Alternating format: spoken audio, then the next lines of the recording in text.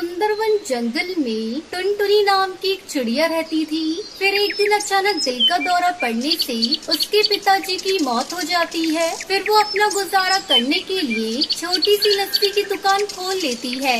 धीरे धीरे उसकी बनाई हुई लस्सी पक्षियों को पसंद आने लगती है और उसकी दुकान चल पड़ती है।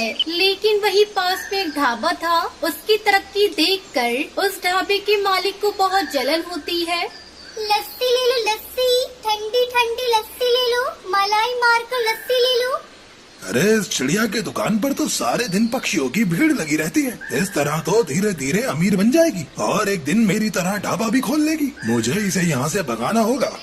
अगले दिन कड़कनाथ से टुनटुनी की दुकान पर पहुँच जाता है और उससे कहता है, सुनो चिड़िया, मुझे तुम्हारा यहाँ इस तरह लस्सी बेचना बिल्कुल पसंद नहीं है। तुम्हारी वजह से मेरा ढाबा नहीं चल रहा है।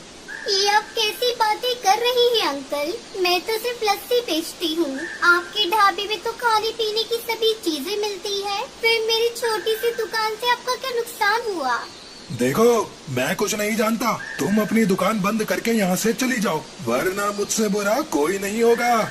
लेकिन टुनटुनी पर कड़कनाथ सेठ की धमकी का कोई असर नहीं होता और वो लस्सी बेचना जारी रखती है। फिर एक रात मौका पाकर वो टुनटुनी की दुकान में आग लगा देता है और उसकी दुकान जलकर राख हो जाती है। अरे नहीं, ये क्या हो गया?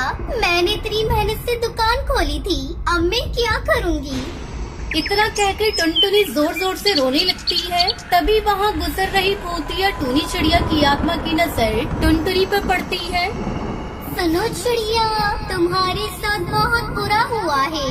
मैं जानती हूँ ये सब उस ढाबे वाले कड़कनाथ सेठ ने किया है, लेकिन तुम फिक्र मत करो, मैं तुम्हारे साथ हूँ।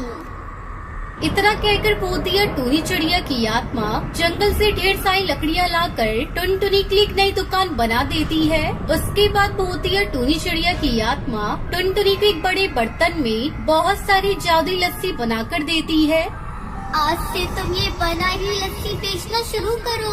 ये जादुई लस्सी है और ये कभी खत्म नहीं होगी।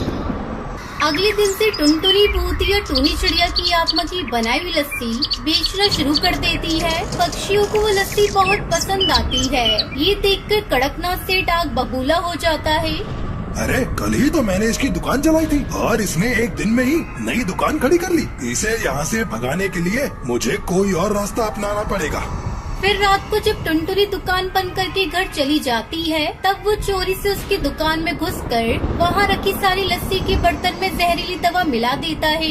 लेकिन वहाँ भूतिया टूनी चिड़िया की आत्मा की बनाई हुई जादुई लस्सी थी, उस पर जहर का कोई असर नहीं होता और अगले दिन फिर से लस्सी बेचकर वो खूब सारे पैसे कमा लेती है। अरे ये क्या हो गया? मेरे जहर का पक्षियों पर कोई असर नहीं हुआ। बस बहुत हो गया, मैं अभी जाकर उसकी दुकान तोड़ देता हूँ। इतना कहकर वो बड़ा सा डंडा उठा लेता है और टुनटुनी की दुकान के पास पहुंच जाता है। लेकिन तभी भूतिया टूनी चिड़िया की आत्मा उसकी गर्दन पकड़कर हवा में उठा लेती है। पिछली बार तूने इस बेचारे चिड़िया की दुकान चलाई थी और आज तू इसे मारने आ गया। अब देख मैं तेरे साथ क्या करती हूँ। आज के बाद तू ढाबा नहीं चला पाएगा, ये तेरी सजा है। ये कहकर वो उसका सारा सामान गायब कर देती है। ये देखकर कड़कनाथ सेठ उससे माफी मांगता है, जिसे देखकर वो उसे माफ कर देती है। फिर टुनटुनी भूतिया टूनी चिड़िया की आत्मा की बनाई हुई जादुई लस्सी से खूब पैसे कमाती है और हंसी खुशी अपनी जिंदगी बिताने लगती है।